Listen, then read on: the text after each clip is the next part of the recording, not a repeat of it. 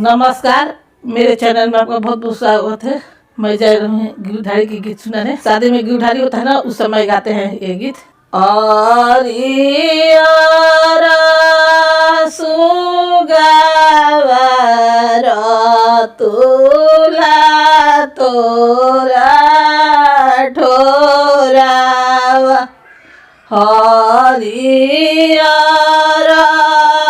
सुगावर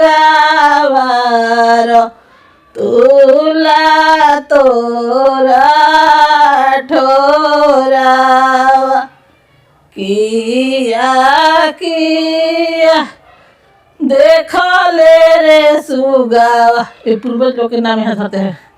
कवना बाबा के माड़ावा किया किया देख ले रे सुगावा कवना बाबा के माड़ावा चौका बैठल कवन देव के देखल चौकानी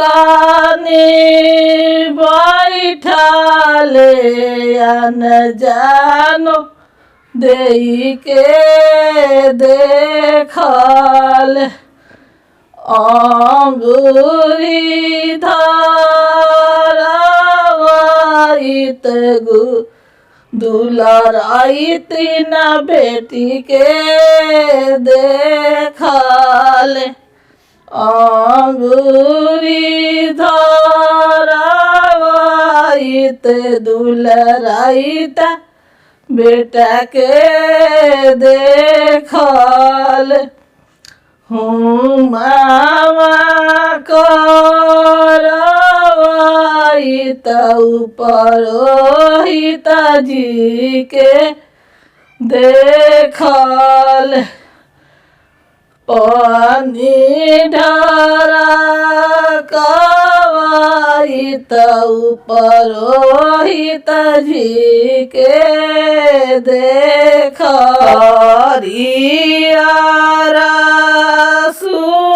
सुगावर तुला तोरा ठोरावा किया किया देख ले रे सुगावा कवना बाबा के माड़ावा।